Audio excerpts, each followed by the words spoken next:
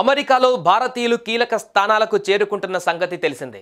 ఎక్కడో సుదూర ప్రాంతాల నుంచి తమ దేశానికి వచ్చిన వారు తమను మించి ఎదుగుతుండటంతో కొందరు స్థానికులు జీర్ణించుకోలేకపోతున్నారు. ఈ క్రమంలోనే విదేశీయులపైన, ముఖ్యంగా భారతీయులపైన దాడులు పెరుగుతున్నాయి.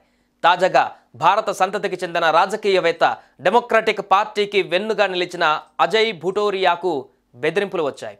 ఉపాధ్యక్షురాలు కమలా హారిస్ డెమోక్రటిక్ పార్టీకి ఫండ్ రైజర్గా అజయ్ వ్యవహరిస్తున్నారు. కౌంటీని వదిలి భారతదేశానికి వెళ్ళిపోవలసిందిగా గుర్తు తెలియని దుండగులు మెసేజ్ పెట్టారు.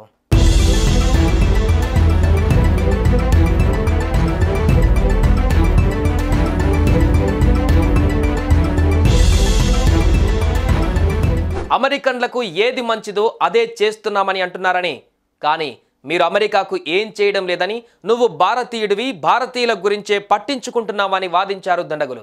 అమెరికాలో బిచ్చగాడిగా ఉండటం మానేసి భారత్లో నాయకుడిగా ఎదగండి అని అజయ్ జైన్ భుటోరియాకు గుర్తు తెలియని వ్యక్తుల నుంచి సందేశం వచ్చింది.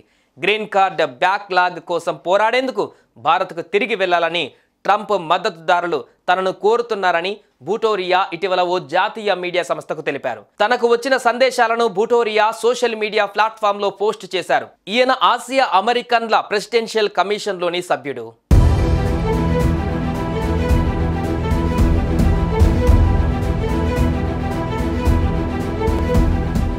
కాగా భారతీయుల వీసా ఇబ్బందులపైన అజయ్ భుటోరియా తీవ్రంగా శ్రమిస్తున్నారు.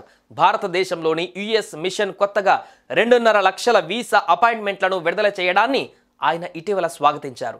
గతంలో తాను సమర్పించిన సిఫారసులలో ఇది ఒకటన్నారు. వీసా అపాయింట్మెంట్లలో నిరీక్షణ సమయాలను పరిష్కరించడంలో కృషి చేసిన భారత్లోని యుఎస్ ఎంబసీకి, ప్రత్యేకించి భారత్లోని అమెరికా రాయబారి ఎరిక్ గార్సెట్టీకి ఆయన కృతజ్ఞతలు తెలిపారు. ప్రెసిడెన్షియల్ కమిషన్లోని సభ్యుడిగా వీసా అపాయింట్మెంట్ టైంలు తగ్గించడంతో పాటు గ్రీన్ కార్డ్ బ్యాక్లాగ్ల తగ్గింపు లక్ష్యంగా భుటోరియా గతంలో పలు సిఫారసులు చేశారు.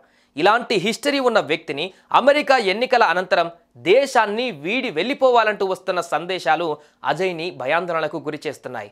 ఉన్నత స్థాయిలో ఉన్న అజయ్ భుటారియాకే ఇలాంటి పరిస్థితి ఎదురైతే అమెరికాలోని సాధారణ భారతీయ పౌరులు, విదేశీయుల సంగతేంటని భయాందోళనకు గురవుతున్నారు.